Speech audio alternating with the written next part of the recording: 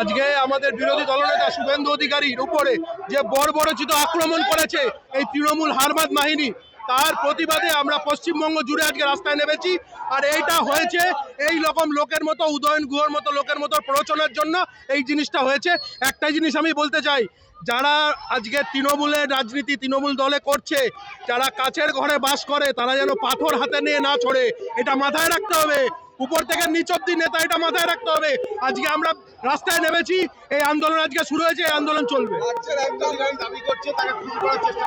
অবশ্যই, যেইভাবে আক্রমণ করেছে, আজকে যদি তার সাথে সিকিউরিটি না থাকতো, তার বুলেট প্রুফ গাড়ি না থাকতো, তাহলে আজকে তার কি হতো? আজকে খুনের রাজনীতিতে এসছে পশ্চিমবঙ্গ। আজকে এই রাজনীতি থেকে আমাদের বাইরে বেরোতে হবে। অবশ্যই না, অবশ্যই না। আজকে উনি যে কাজটা করেছে সেটার জন্য জনগণ যদি জুতো মারে, তাহলে উনি জুতো খাবে। বিরোধী দলনেতা